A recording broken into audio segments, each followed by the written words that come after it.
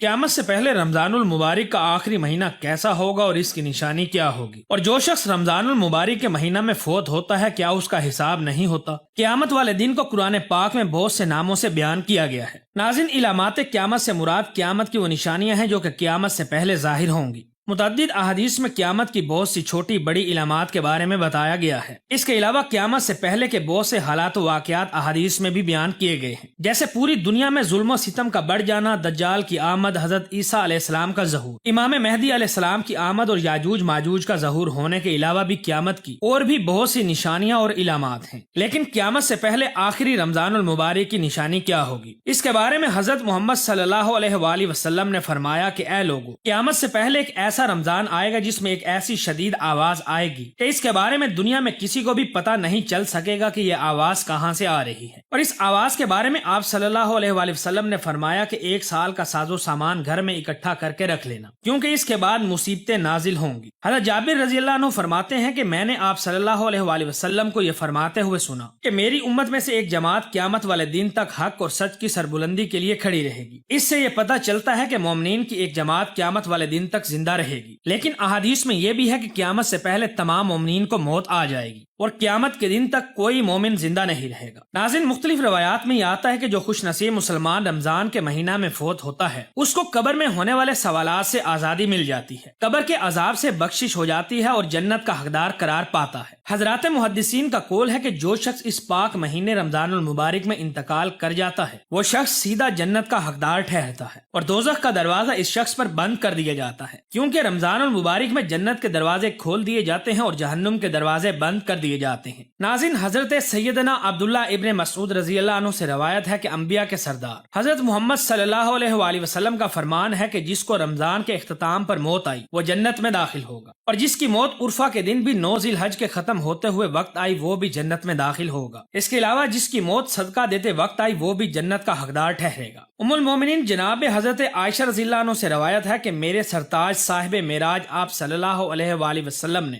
ارشاد فرمایا کہ جس شخص کا روزہ کی حالت میں انتقال ہوا اللہ رب العزت کی ذات اس کو قیامت تک کے روزوں کا ثواب عطا فرمائے گا۔ حضرت سیدنا انس بن مالک فرماتے ہیں کہ میں نے آپ صلی اللہ علیہ وآلہ وسلم کو فرماتے ہوئے سنا کہ رمضان المبارک کا مہینہ ایک ایسا مبارک مہینہ ہے جس میں جنت کے دروازے کھول دیے جاتے ہیں اور جہنم کے دروازے بند کر دیے جاتے ہیں اور شیاطین کو قید کر دیا جاتا ہے۔ محروم ہے وہ شخص جس شخص نے رمضان کو پایا اور اپنی مغفرت نہ کروا سکا، یعنی اگر رمضان میں مغفرت نہ ہوئی تو پھر کب ہوگی؟ ناظرین، پیغمبر اسلام حضرت محمد صلی اللہ علیہ وآلہ وسلم نے ارشاد فرمایا کہ جب قیامت قائم ہو جائے گی تو ایک منادی اعلان کرے گا کہ کہاں ہیں اللہ کے مہمان؟ بس روزہ داروں کو بلایا جائے گا اور بہترین سواریوں پر سوار کر کے ان کے سروں پر تاج پہنا کر ان کو جنت میں لے جایا جائے گا۔ اسی طرح مولا کائنات امیر المومنین حضرت علی رضی اللہ عنہ ماہ رمضان کے پہلے خطبہ میں ارشاد فرماتے ہیں کہ اے روزہ دارو، اپنے امور میں تدبر کرو کہ تم اس مہینہ میں اللہ تعالیٰ کے مہمان ہو۔ غور کرو کہ تمہاری راتیں اور دن کیسے ہیں اور کیسے تم اپنے جسم کے اعضاء کو اپنے رب کے حکم سے برے کاموں سے بچا کر رکھتے ہو۔